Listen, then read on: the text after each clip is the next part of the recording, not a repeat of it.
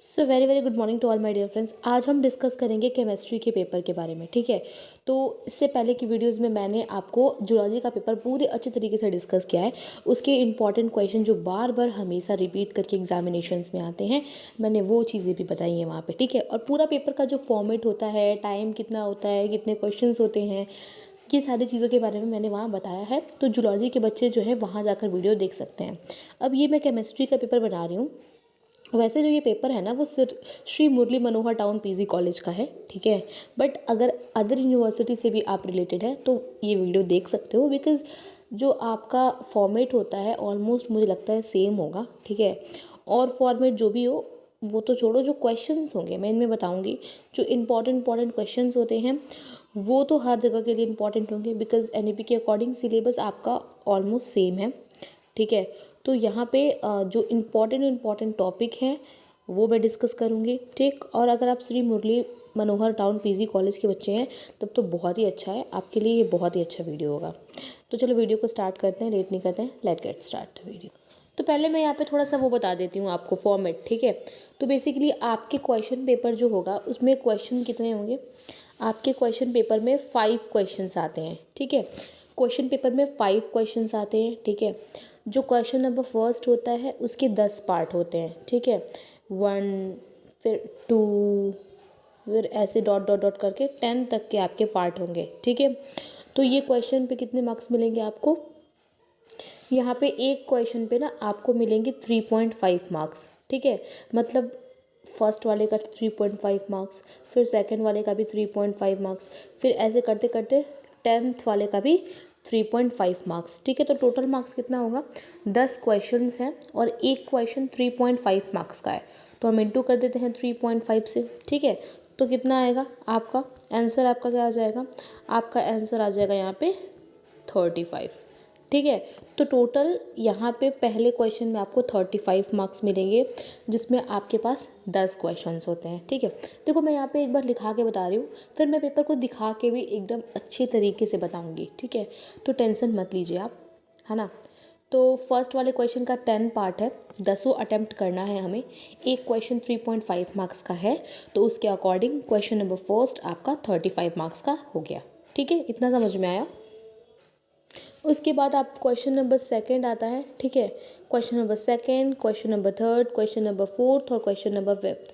ठीक है, 5 क्वेश्चन से मैंने बताया। क्वेश्चन नंबर फर्स्ट के बारे में मैंने अच्छे से पहले ही बता दिया था। अब question number second, third, fourth, fifth. तो सेकंड में क्या होगा आपको, तो क्वेश्चन नंबर जो सेकंड है उसमें क्या होगा, जैसे यहाँ पे एक क्वेश्चन दिया होगा। ठीक है, और उसके बाद लिखा होगा और फिर एक क्वेश्चन दिया होगा। ठीक, तो यानी या तो आप ऊपर वाला क्वेश्चन करो या तो आप नीचे वाला क्वेश्चन करो, दोनों में से किसी एक को करना होगा। और यहाँ पे सेकंड नंबर वाला क्वेश्चन 10 मार्क्स का होगा। ठीक है, सेम पैटर्न थर्ड वाले में भी होगा, एक क्वेश्चन होगा, फिर और होगा, फिर नीचे एक क्वेश्चन होगा, दोनों में से कोई एक करो, यहाँ भी 10 नंबर मिलेगा। सेम पैटर्न यहाँ भी होगा, तो यहाँ भी 10 नंबर के क्वेश्चंस होंगे। सेम पैटर्न यहाँ भी होगा, तो यहाँ 10 नंबर के क्वेश्चंस होंगे।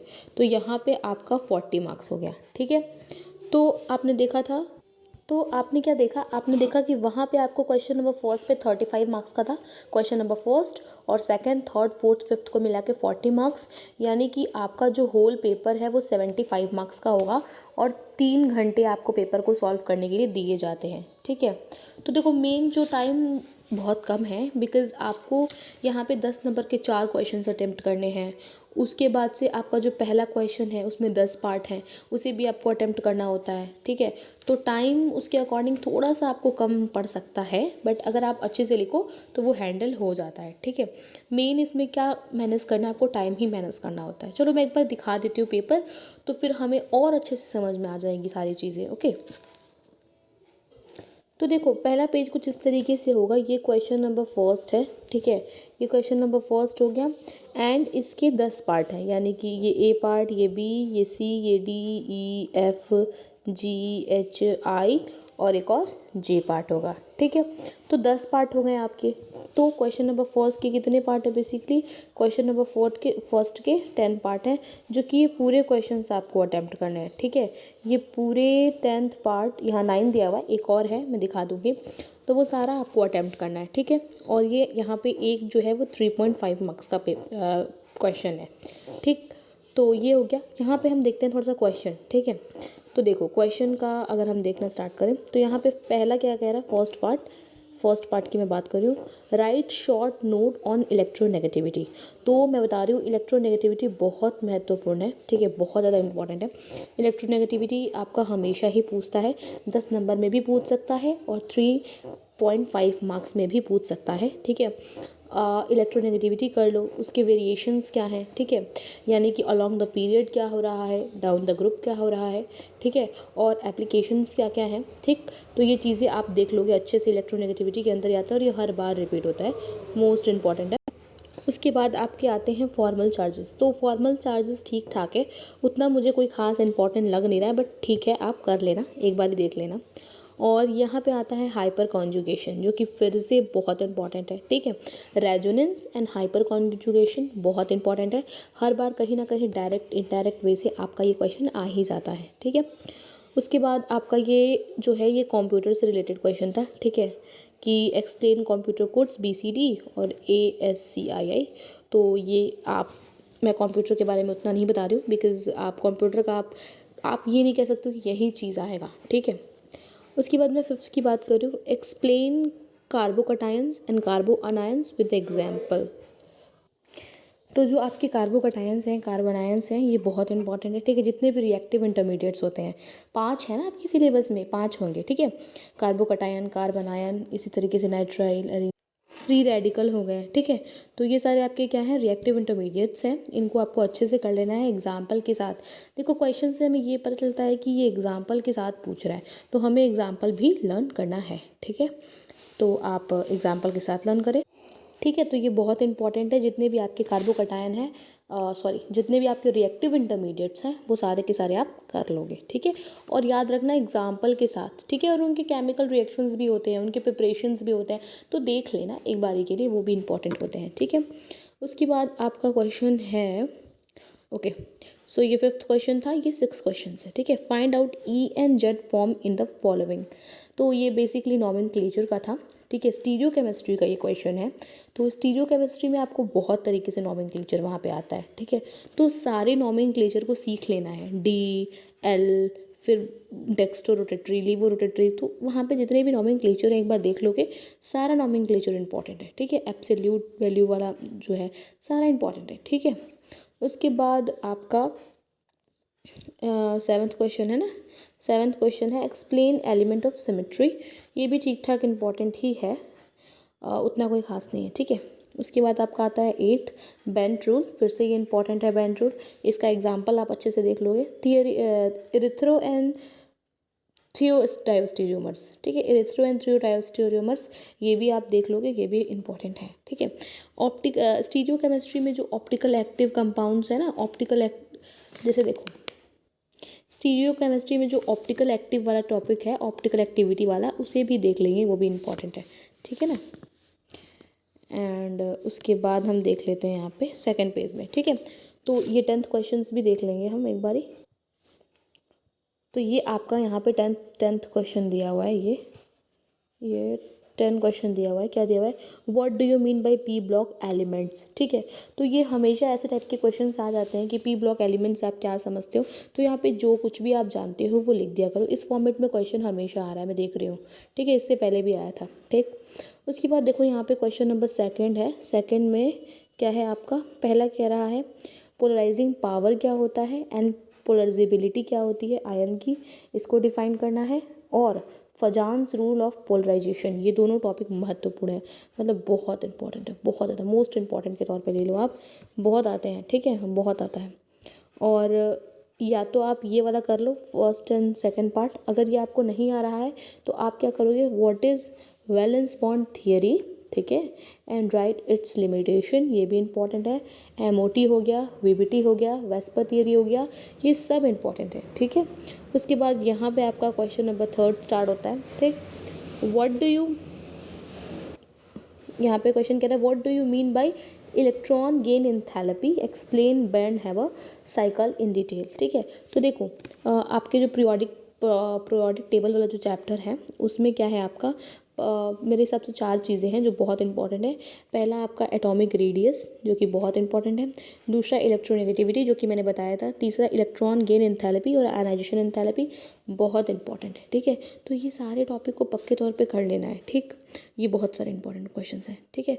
तो या तो आप ये कर देते इलेक्ट्रॉन गेन एंथैल्पी और एक्सप्लेन कर देते बॉर्न हैवर साइकिल को। अगर ये नहीं आ रहा है तो देखो यहाँ पे और करके क्या ऑप्शन दिया हुआ है, आप ये अटेम्प्ट करो, ठीक है। या तो आपको ये नहीं हो पा रहा तो आप ये करो। क्या करते हैं आप, इंक्लूजन कंपाउंड के बारे में लिखते हैं, ठीक है।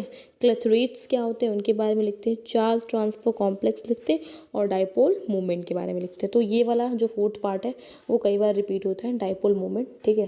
तो ये मोस्ट इंपॉर्टेंट है। देखो मैं मोस्ट इंपॉर्टेंट बता रही हूँ यहाँ पे, ठीक ना। इंपॉर्टेंट आप देखो, आपका क्वेश्चन पेपर में, आपके क्वेश्चन पेपर में क्या आएगा वो तो सिर्फ जो पेपर बना रहा है वही जान सकता है ना। बट मैं उसकी बात कर रही हूँ जो चीज़ें हमेशा फ्रिक्वेंटली वो चीज़ें रिपीट कर रही हैं, ठीक है। कुछ ना कुछ चीज़ें ऐसी होती हैं आपके पेपर में जो कि हमेशा ही रिपीट करती हैं। अभी आपने 12th का पेपर दिया होगा तो ये फील आपके अंदर आया होगा कि हाँ, कुछ तो चीज़ था जो हर बार कहीं ना कहीं घूम फिरा के डायरेक्ट इनडायरेक्ट ऐसे वैसे वो चीज़ आ रहा था हमेशा, ठीक है। वो चीज़ हमेशा ही आपको आ रहा था, ठीक ना। तो वैसे ही यहाँ पे कुछ चीज़ें हैं जो हमेशा रिपीट होती हैं, जिसके 80% चांसेस होते हैं कि वो चीज़ें आएंगे, ठीक है। 80% चांसेस होते हैं कि वो चीज़ आपका रिपीट होगा और वो चीज़ आएगा। तो मैं उन्हीं चीज़ों के बारे में बात कर रही हूँ, ठीक है। इंपॉर्टेंट तो इस पेपर में जो कुछ भी है आया है वो सब इम्पॉर्टेंट है, ठीक है। बट जो मेन इंपॉर्टेंट है जो हमेशा आ रहा है मैं उसकी बात कर रही हूँ, ठीक है। तो उनमें से एक डाइपोल मूवमेंट भी है, ठीक। और इलेक्ट्रोनेगेटिविटी कर लेना, मैंने बताया था ना।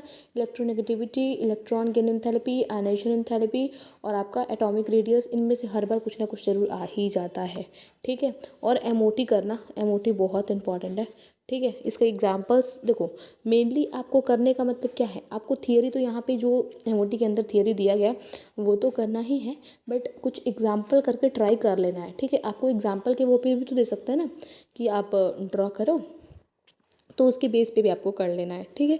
तो अभी हमने कितने क्वेश्चंस किए, यहाँ पे हमारा यहाँ से क्वेश्चन नंबर 2 था और फिर यहाँ हमारा क्वेश्चन नंबर 3 स्टार्ट हुआ, ठीक है।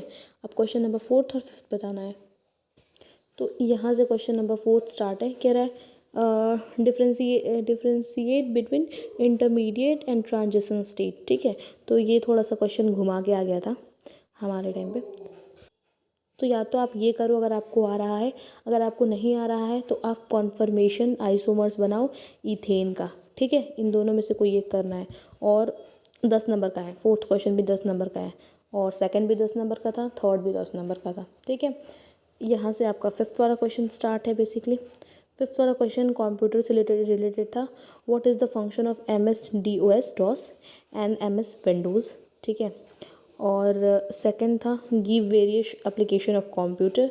ये करो, अगर ये नहीं आ रहा है तो और में ये मैथ्स का पार्ट दिया हुआ है, ये मैथ्स का सॉल्व कर दो, ठीक है। तो एक तरीके से आपको पैटर्न देखने के बाद समझ में आया होगा कि किस तरीके का पेपर आता है, ठीक है। तो मेन मकसद यही है कि एक फॉर्मेट समझ में आ जाए जिससे कि आप एग्ज़ाम में जाके बहुत पैनिक ना करो। और वैसे देखो, पढ़ना सब कुछ होता है, हम सब कुछ पढ़ेंगे, बट मेन जो फोकस्ड होकर के हाँ ये चीज़ इंपॉर्टेंट है तो इसे ज़्यादा एफर्ट दे के पढ़ना है, ज़्यादा अच्छे से पढ़ना है, उसलिए मैंने ये टॉपिक बताया। So thank you. अगर वीडियो अच्छा लगे ना तो कमेंट करो, शेयर करो एंड सब्सक्राइब भी किया करो।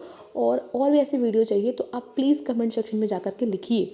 अगर आप मुझसे बॉटनी के पेपर चाहते हो कि मैं बॉटनी का पेपर भी सेम ऐसे डिस्कस करूं तो आप प्लीज़ कमेंट सेक्शन में जाके वहाँ पे लिखिए। या फिर कोई टॉपिक ऐसा है जो BSc में समझ में नहीं आ रहा है, ठीक है, बॉटनी, जूलॉजी और केमिस्ट्री से रिलेटेड कोई टॉपिक है तो वो टॉपिक आप लिख सकते हो। अगर पॉसिबल हो सका तो मैं वीडियो ज़रूर बनाऊँगी जल्द से जल्द। Okay, thank you.